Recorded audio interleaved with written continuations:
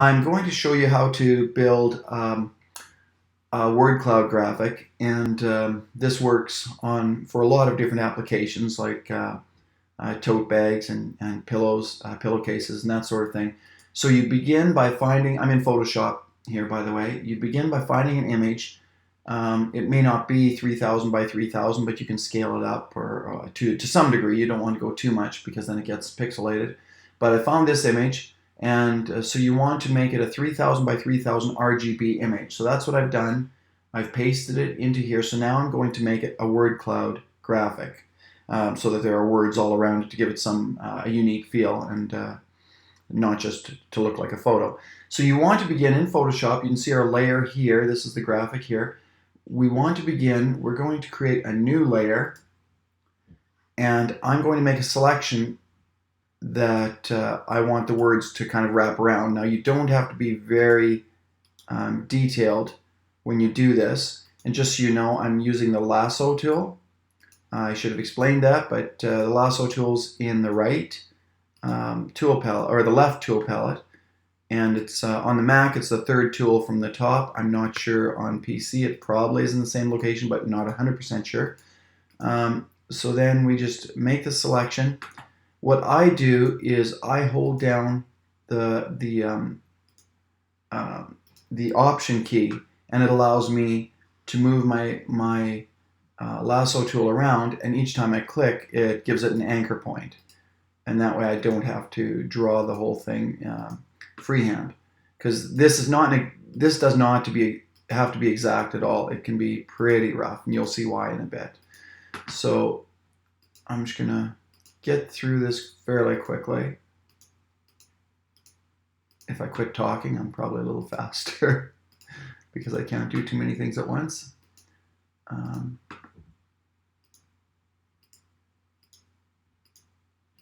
And again, being too accurate really serves no purpose here. It's just a waste of time.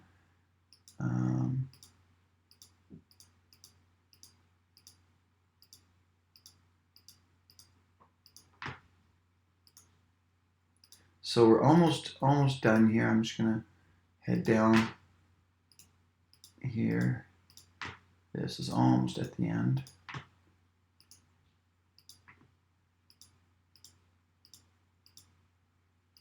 Okay, and then I go over here and I let go, and there's our selection. So now on this layer, I'm going to fill the selection with white, because the black area is where the words get filled in at the next step. So I'm going to fill this with white. So that's white. I'm going to inverse the selection, and I have a shortcut for that, but I think you should go up here and go inverse. So select inverse, and now we select the opposite, and we fill that with black. And now I can I hit Command D or click somewhere else to deselect. So there's our shape. Then I save it as I'll save it to the desktop, and we'll call it the same name, but we save it as a JPEG. And then we hit save, and it doesn't really matter what the compression is set to. Then we go over to tag UL.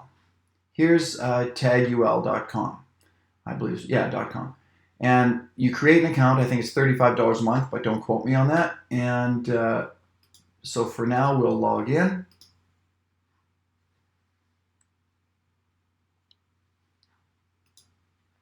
And that puts us where we need to be. Now we want to create a new word cloud. So go in here. By default, it's put word cloud in, which is no big deal. So you want to start by importing the words that you've collected, military words. So you can see I've collected a whack of these military words, and I've selected them all. I'll copy them, and we go in here and we paste them, and then we import the words. So now we have our words. Next we go to shapes.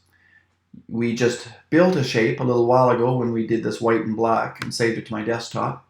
So now we want to add an image, and we choose that shape that we built. And there it is, military word cloud. So we bring that in. There's our shape. Just go OK. Don't need to change the settings. We now have the shape. So we've got the words. We've got the shape. Now we go to fonts. Find a font that you think would look good. I think Gunplay looks it's kind of appropriate for military, and it has a nice look for what we're trying to achieve here. Then we go to layout. There's a lot of different ways you can lay out the text, just vertically or horizontally or all over the place. Some of them I think look a little junky. My favorite is horizontal and vertical. Then we're just going to go to colors and animations. We don't want to use shape colors because we don't want it to determine what the font color is going to be. At least you can do it, you can experiment, you might want to. And I'm going to delete these colors that are in here by default, and we're just going to go with white, and I'll show you why in a bit. Then we add it. Now we have white, and we're not using shape color. We want to have a transparent background. Right now the background is white. We want it to be transparent. Then we're going to go down, and then we have formats we can export it to or download it as. I'm just going to go back up here and make sure. Yeah, everything's good. So now I don't know why, but it's not giving me this slider. Sometimes this happens. You normally want this set to 0, the shape transparency. And I'm not sure why it's not highlighting it, but regardless, that means we'll probably have to deal with something in a bit. So download and share, and I'm going to download a PNG. We'll make it, I'll make it high quality. So we'll go see if it's downloaded yet.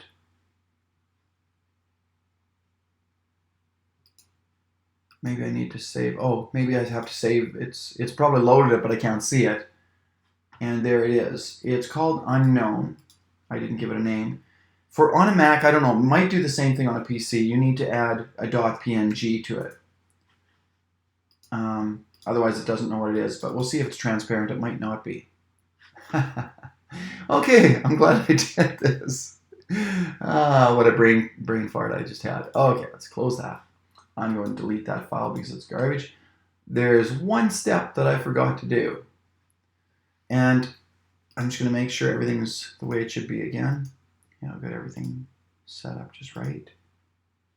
And that's why that was grayed out. So this is good. You'll get to see the problem you can have that I just had. We need to visualize. And that's a pretty important step because it now puts the text where we want it. Don't worry that it dances around. That's animation for web use. We're not worrying about that. So now that we've visualized, you can see how it's going to flow around that shape that we provided. Now we can take this back to 0.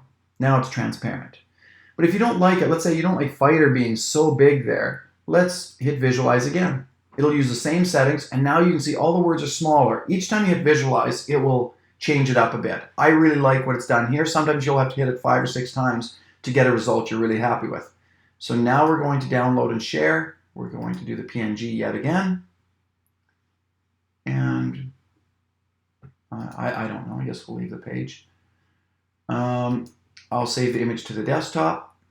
On a Windows machine, I'm not sure how you save this to your desktop, but I'm right-clicking and choosing save. Now you see we've got another unknown file, and I'll add the .png because that's the option we chose. And there it is. I'll make it a little larger. There are all the words. Now what you can't see, it's hard to see because of the it's white on transparent, but that's exactly what we want. So now we're going to take that, select all. So I did a shortcut, but select all. And then Command C, or I think on Windows it's Control C. So now I'm copying, and I can close it. We'll come in here. I'll turn off this layer. Now we've got our graphic. I'll select the main image graphic because it will paste above it. So now I'm pasting, and you can see it's far too large.